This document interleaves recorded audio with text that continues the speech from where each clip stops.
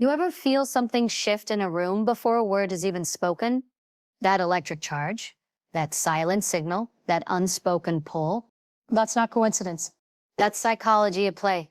Because when someone is deeply into you, they don't always say it straight out.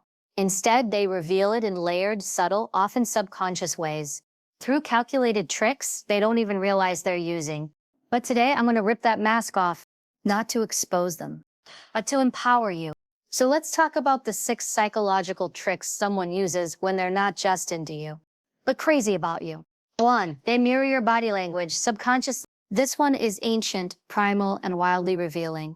Watch carefully. They lean in when you do, fold their arms when you do, adjust their posture to reflect yours. Why? Because the human brain mirrors those it feels emotionally close to. It's called limbic synchrony. It's not manipulation, it's instinct. This act of mirroring is how closeness physically manifests. And if you spot it, know you've hit a nerve. A deep one. Tool they tease, but it's not just for fun. Let's reframe teasing. It's not about immaturity. It's a disarming tactic used to lower defenses, to create a back and forth that binds two people. Light teasing is a test. Do you react emotionally? Do you play along? Because if there's a spark, teasing becomes a kind of emotional foreplay. It's flirtation with a backbone. 3. They create inside jokes to build a private world. Notice when someone keeps calling back to that silly moment only the two of you witnessed? That's not a throwaway joke, that's a territory marker. It's a way of building a micro-universe between you two, an exclusive space that no one else gets to enter. It's psychological fencing, and you're on the inside. Because when someone is crazy about you, they want to build that world with you. 4. They push and pull your attention on purpose. Ever notice how sometimes they're fully engaged and then suddenly distant? It's not always mind games. Sometimes it's about amplifying your emotional response. Push-pull dynamics trigger dopamine spikes. It's addictive. And those who are deeply invested in you, consciously or not, may use this to intensify the connection. Your attention becomes their most powerful currency, and they're not spending it carelessly. 5. They go silent in groups just to watch you. Here's the trick you probably miss. In group settings, observe who stops talking and starts observing, not just scanning the room, watching you. Why? Because when someone is obsessed, they're not trying to impress the crowd. They're attuning to you. They're reading your mood, your energy, your reactions. It's less about leading and more about tuning in. That level of focus, it's never casual. 6. They anchor emotions to shared moments. They'll take you to that one cafe over and over. They'll always play that song. This isn't just habit, it's anchoring.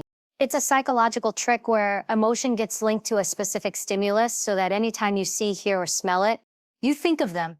It's branding, emotional style. When someone's all in, they start tying your joy to moments they can recreate again and again. And each time you relive it, that bond strengthens. Listen to me. These tricks aren't fake, they're real. They aren't always intentional, they're instinctual. They're the psychological signatures of someone who's emotionally invested, deeply, fiercely, quietly. But here's the truth most people miss. It's not about catching someone else's signs, it's about knowing your own worth. So deeply, you stop needing the signs at all. You become the one who leads the energy. You don't chase, you choose. You don't guess, you read. So now that you know what to look for, don't just observe, own the room. Don't just decode signals, create them. Set your standards, honor your boundaries, and never shrink to fit anyone's fantasy. If you want deep love, real love, it begins with this: you become the person who no longer waits to be chosen. You choose yourself first. Every damn time. And that is the most powerful psychological trick of all. You ever notice how someone's body just seems to follow yours without even trying? You lean in, they lean in, you cross your legs, they cross theirs, you smile slightly, and suddenly their lips twitch into the same half smile. It's subtle, barely noticeable if you're not looking for it, but when it happens, it's powerful. This isn't random, this is mirroring. And when it comes to connection, especially in romantic or sexual intimacy, it's one of the most instinctive and telling signs of emotional fusion. Mirroring is an unconscious behavior rooted in our biology. It comes from the part of the brain called the mirror neuron system, which is activated when we observe others and feel emotionally attuned. It's how we as humans create rapport without words. But in the realm of relationships, it takes on an entirely different level of depth. Because when someone mirrors you, they're not just copying you, they're connecting to you, emotionally, psychologically, physically. In intimacy, this synchronization becomes even more pronounced. Think about a moment when you were deeply connected to someone, emotionally safe, sensually awake, fully present. The way your bodies naturally fell into rhythm, how your breathing aligned, how the pace of your touches became mutual. That wasn't learned technique. That was the body recognizing safety and craving closeness. When someone is truly invested in you, they want to feel what you feel, and their body tries to close the distance between their world and yours in the most primal way possible, through reflection. Mirroring isn't just physical, it seeps into emotional and verbal behavior too. If you speak slowly and softly during a vulnerable conversation, they'll drop their tone to match. If you open up about something raw, they'll often follow with a share of their own. That emotional mirroring builds something sacred. It says, I see you, I'm with you, I want to meet you where you are. And in sexual or romantic relationships, that meeting point becomes a turning point. That's when walls drop. That's when touch becomes communication, not just contact. But it goes deeper. In bed, mirroring becomes a form of silent negotiation, a body-to-body dialogue. When someone mirrors you in intimacy, it's their way of saying, I'm paying attention. The pace of your hips, the softness of your moan, the shift in your breath, all of it becomes a cue. And when that person follows your lead, matches your rhythm, or mirrors your sounds, it feels like being seen and desired in the same moment. It feels like being read without having to speak.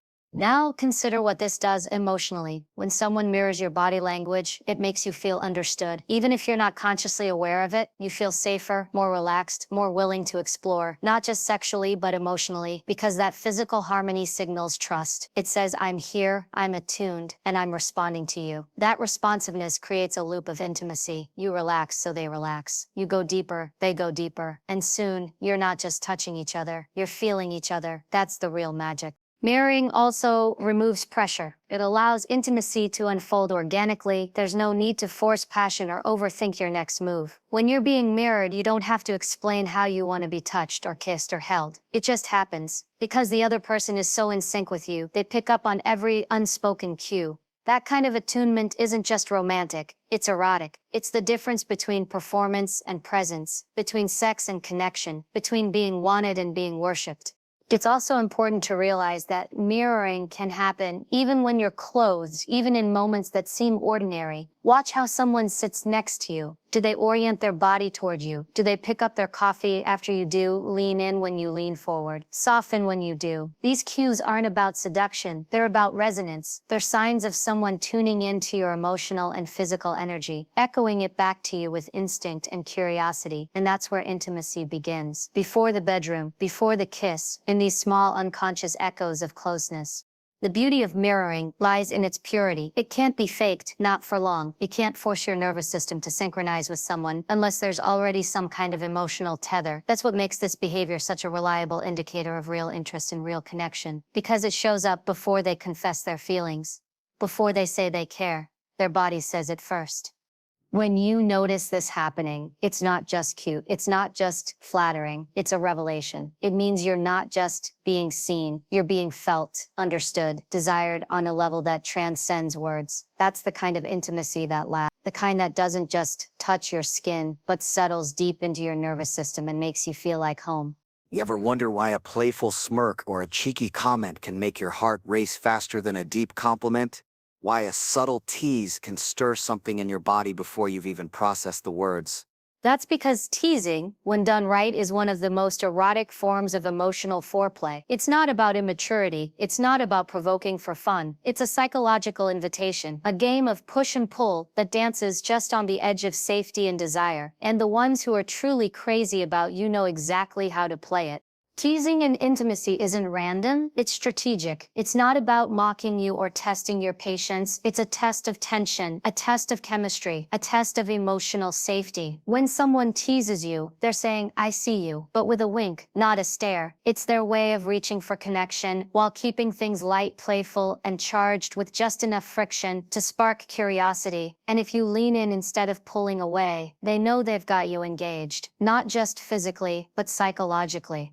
There's something about the kind of tease that makes you roll your eyes and laugh while secretly wanting more. It's a flirtatious rebellion, a tug of war where no one wants to win, because the pleasure is in the tension itself. That little smirk when you mispronounce something, that sarcastic, "Oh, really?" when you brag a little, that mock serious tone when they challenge your opinions, playfully, not cruelly. It's all intimacy in disguise. It's them saying, "I'm paying attention to every word you say. I want to play in your world." In relationships, teasing creates chemistry without pressure. It removes the heaviness that often surrounds deep emotions and intimacy. It lightens the emotional load while still pulling you closer. It allows space for laughter, mischief, spontaneity. And those who know how to tease with affection aren't trying to keep you at a distance. They're drawing you in, one cheeky comment at a time. Sexually, teasing is the slow burn before the spark. It's the lingering glance when you're getting dressed, the whispered "you're trouble" when you bite your lip, the exaggerated groan when you tease them back. It's the art of suggesting without delivering, of hinting without giving it all away, and the body responds to it like a drug.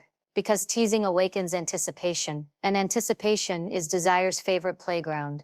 A tease can be as simple as pausing just before a kiss and saying, "not yet," or brushing past someone in the hallway and pretending it meant nothing, or leaving a message that says everything and nothing at once. This creates space for tension to build, for the mind to race, for the body to respond, not out of urgency, but out of longing. Teasing flirts with patience, and when there's depth beneath it, that patience becomes pleasure. The key, though, is emotional safety. Teasing only works when the foundation is solid, when there's mutual trust, respect, and sensitivity. When someone knows your limits, your sensitivities, your soft spots, and chooses to flirt with your strength instead of poking at your pain. The best kind of teasing and intimacy isn't about power. It's about closeness. It's about being so attuned to each other that even the playful jabs feel like affection wrapped in laughter.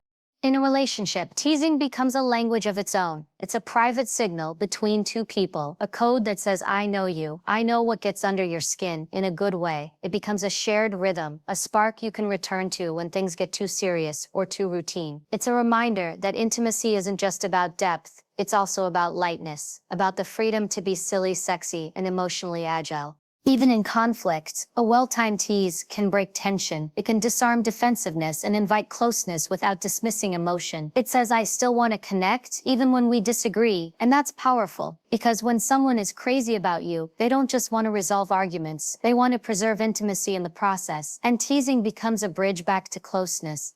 There's also a sensuality to being teased that goes far beyond words. When someone knows how to tease with their eyes, with their timing, with the way they delay gratification, the entire body becomes part of the conversation. That's when teasing turns into a dance, where the energy builds, not just between two minds, but between two bodies. The pause becomes as potent as the touch. The space between gestures becomes charged, and what's left unsaid becomes even more arousing than what's spoken. Teasing also reveals attentiveness. No one can tease well without watching closely. They have to know your expressions, your timing, your reactions. They have to be fluent in your language, and that level of attention, that's intimacy. That's someone showing up with presence and curiosity, not just desire. So when someone teases you not cruelly, not carelessly, but with precision, with affection, with a smirk that lingers just a second too long, it means they're invested. It means they're feeling you out emotionally and physically. It means they're not just thinking about touching your body. They're fascinated by how your mind reacts first.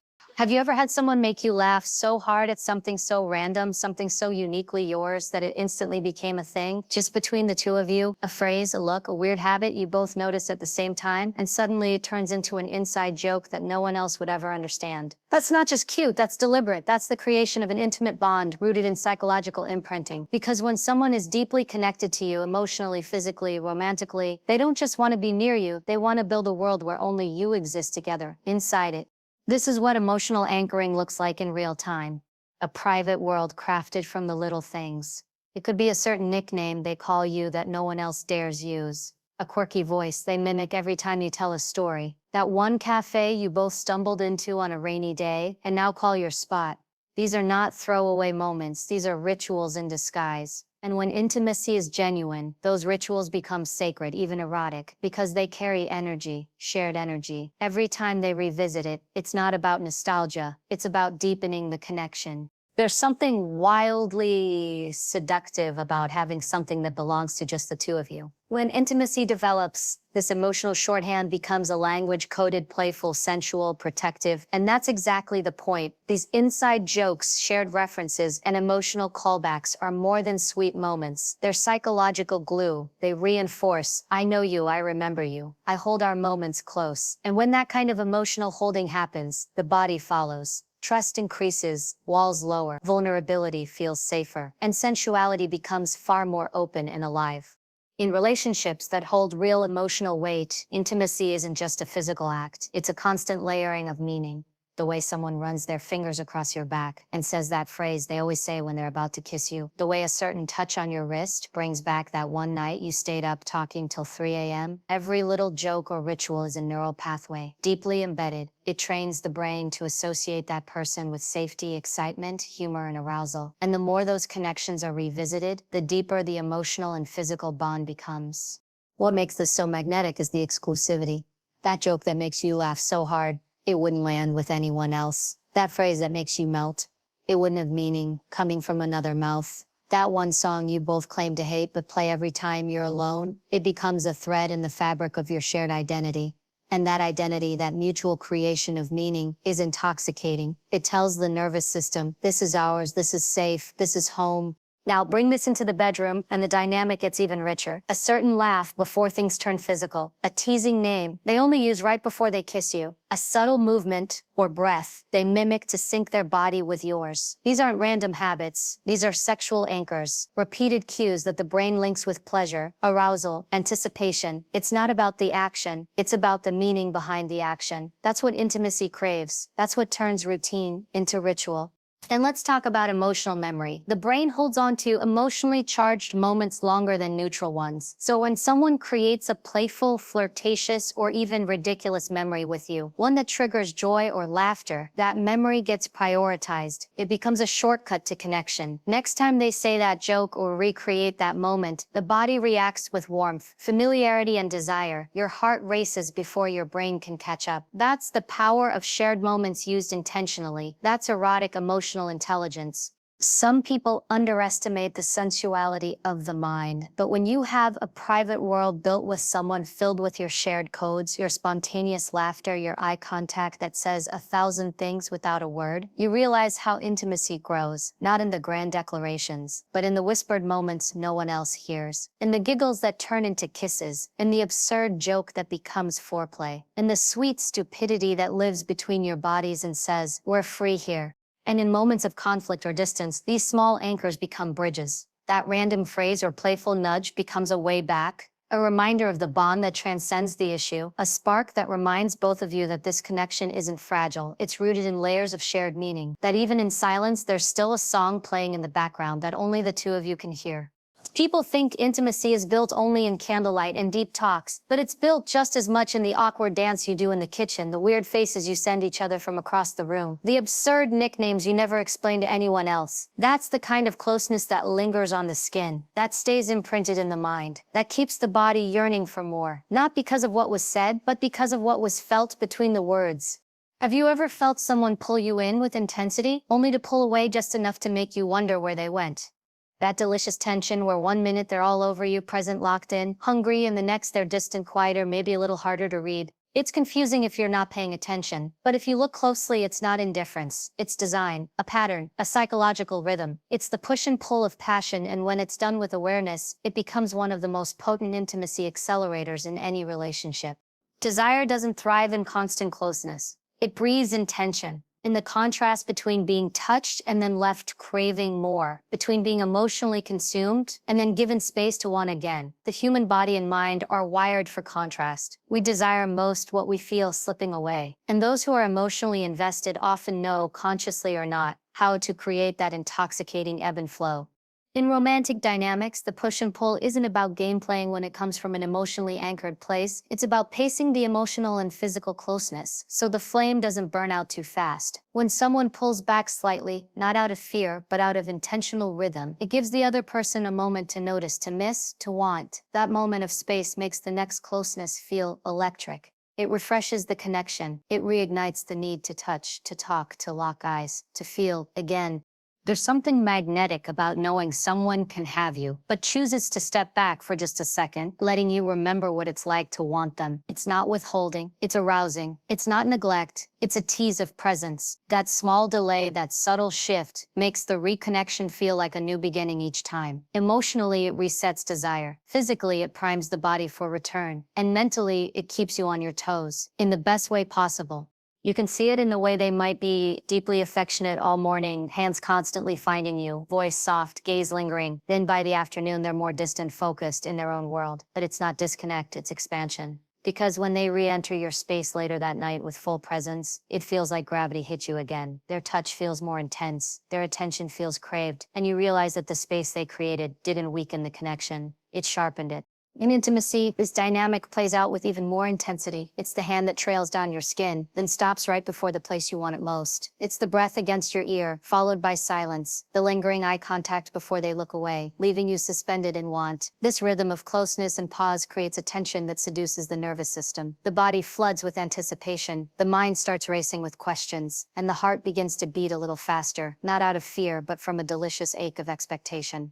This is where the push and pull turns erotic. When someone uses distance not to confuse you, but to deepen your desire, you're no longer just being touched, you're being played like an instrument. Every push becomes a buildup, every pull becomes a longing. And when the return comes, it's overwhelming. That kiss after hours of barely their tension, that moment when they finally touch you, and it feels like the first time, that's the high we don't forget.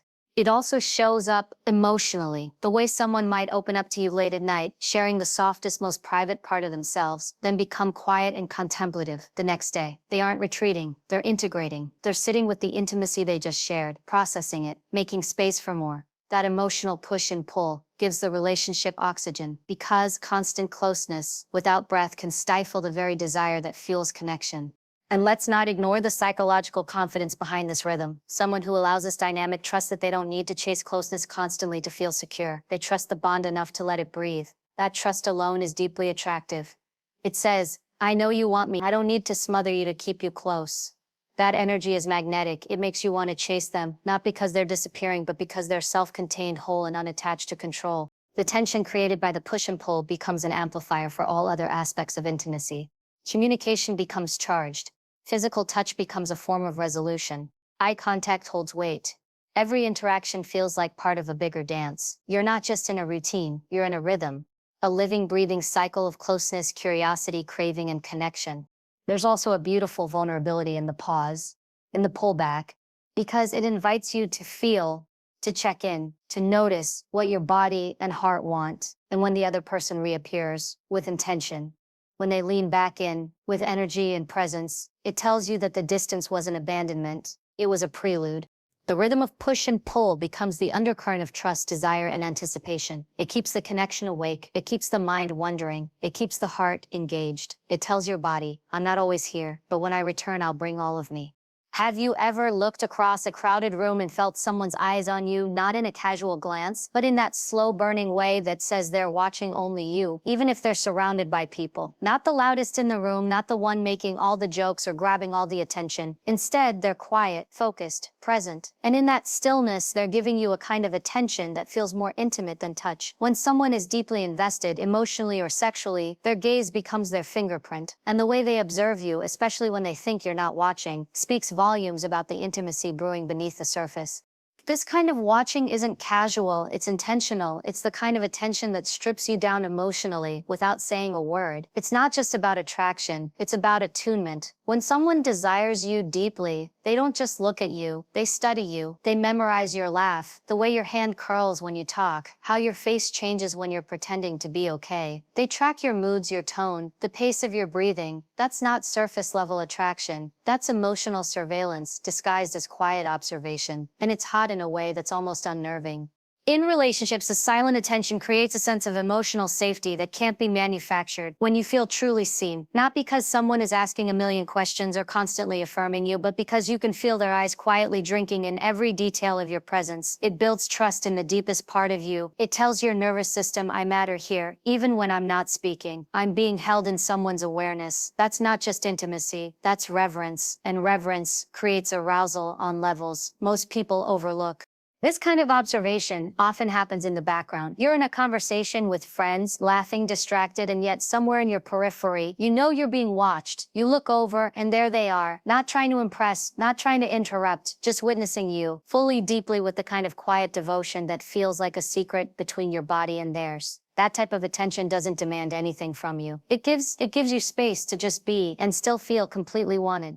When someone is drawn to you, this watching often becomes their love language. They don't need to fill every silence with words or every moment with gestures. They let their stillness speak, and that stillness can feel louder than any declaration of love. In intimacy, especially, this shows up with incredible force. Imagine the way they pause to look at you before they touch you. Not rushed, not performative, but with intention. The way their eyes scan your body like they're reading a language only they understand. The way their breath slows down just watching yours. In those moments, touch becomes secondary. The gaze becomes the seduction. In sex, this kind of watching takes on a different texture. It's not voyeuristic, it's connective. It's when their eyes stay on you while your head is thrown back. It's when they pause mid-movement just to take in the way your skin glows or the sound you make when you whisper their name. It's when they lock eyes right at the edge of release, not to dominate, but to anchor. To say without words, I'm still here. I'm with you in this. That kind of eye contact can crack you open. It can make the experience not just physical, but profoundly emotional.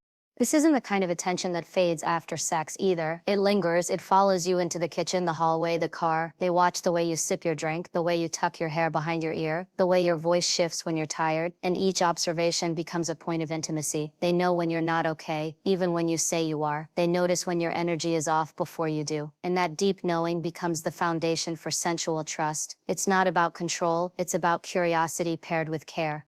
The truth is, most people think intimacy is built through interaction, but some of the deepest connections are formed through observation, through letting someone see you in your raw, unguarded state and choosing not to interrupt it, just honor it. That kind of space holding is rare, and when someone does it consistently, they become the safest place for you to unravel, to unfold, to express without performance. You stop needing to be on around them because you know they're already watching the parts you usually hide, and they're still drawn in. When someone gives you this kind of attention, it's not about obsession, it's about presence. It's about their nervous system aligning with yours in silence. It's about the way they witness your body move through the world and file away every detail like it matters, because to them it does. That quiet watching is a form of devotion, a non-verbal way of saying, I want to know you, not just have you. And in relationships rooted in deep intimacy, that kind of knowing becomes the foreplay that never ends. Have you ever noticed how certain moments with someone seem to play on loop in your body, even when they're not around? A song that suddenly makes your chest ache because it played the night you couldn't keep your hands off each other. A scent that instantly brings you back to the time they whispered something that made you shiver. A familiar location that pulls you right into the memory of a kiss that felt like it rewired your soul. That's not coincidence. That's anchoring. It's a deeply intimate psychological mechanism, and when someone is truly invested in you emotionally, romantically, sexually, they start planting emotional triggers that link their presence to your pleasure. Anchoring isn't manipulation, it's connection. It's a way of tying emotion to experience, making the memory of them live inside your body, even when they're gone. When someone is crazy about you, they begin to subtly, sometimes even unknowingly, associate themselves with the things that awaken your senses. They'll return to the same cologne. They'll suggest the same slow song when you're in bed. They'll recreate the same setting or pattern, the way they undress you, the angle they pull you in, the phrase they whisper into your neck, because they know it works. And every time they repeat it, your body responds even faster, even deeper. In a relationship built on intimacy, these anchors become rituals. They're not about routine, they're about remembrance. The candle they light every time you spend the night, the way they always kiss your shoulder before sleep, the Sunday morning playlist that only exists when you're with them. These aren't just habits, they're cues that signal closeness. The brain begins to attach the emotional state of love, lust, safety, or longing to that song, scent, setting, or sound. And suddenly your connection is no longer limited to the present moment. It starts to live in your sensory memory. This is where intimacy turns powerful, because someone who's deeply connected to you doesn't just want to be remembered with logic, they want to be felt in your skin, your breath, your hunger. They want to leave fingerprints on your nervous system, not just your heart. And anchoring does that. It makes the pleasure you shared replayable. It makes your body recall moments without needing a reason. You smell something, you hear a sound, and your spine tingles because it feels like they're with you again. In the bedroom, anchoring becomes even more charged. The way they always start with the same touch, like tracing a line down your back or kissing the same spot on your collarbone. It may seem like habit, but it's programming. Repetition creates arousal patterns. The first time it felt good, the second time it felt familiar, the third time it felt like craving. And after that, your body begins to anticipate the pleasure before it even happens. That's when touch becomes more than physical. It becomes emotional recall. It's not just what they do to you. It's what the memory of them can do through you, even when they're not there. This plays into psychological intimacy too. When they share vulnerable truths in specific settings, say every time you sit in that one dim corner of the couch, they create a sacred space around it. So the next time you sit there, your guard drops, your mind shifts, your emotions soften, because your body remembers, this is the place where I was held. Anchoring doesn't have to be grand. In fact, the more subtle it is, the more powerful it becomes. It weaves intimacy into the ordinary. It turns daily life into foreplay. Even in conflict, anchoring plays a role. If someone knows how to hold space during difficult conversations by speaking calmly, maintaining eye contact, sitting close instead of pulling away, then your mind starts to associate resolution with connection, safety with proximity, comfort with their presence. So the next time things get hard, you don't automatically brace for a breakdown. Your body prepares for a reconnection. That emotional blueprint is part of anchoring too. It's not just about passion, it's about reliability that arouses. Anchoring also creates a kind of exclusive access. No one else can play that song and make you feel what they made you feel. No one else can use that tone, that phrase, that pattern of movement and wake up your body the same way. Because those elements aren't generic, they've been emotionally imprinted. And that's the difference between lust and depth. Lust fades when someone leaves. Anchoring ensures they linger in your thoughts, your dreams, your reactions. This depth of intimacy is built slowly. It's not always conscious, but it is intentional. The ones who are emotionally and physically invested will return to certain moments over and over, not because they lack creativity, but because they understand the power of repetition. They understand that meaning grows in layers, that the fifth time they say, "come here," in that same soft voice feels 10 times more arousing than the first, because it carries memory, because it carries you. When someone begins to anchor their presence in your life this way, they're not just showing affection, they're embedding desire. They're building a bridge between your history and your present, between your senses and your emotions, between their absence and your yearning. And that bridge isn't easily burned. It lasts. It waits. It pulls you back in without effort, not with force, but with familiarity that becomes irresistible.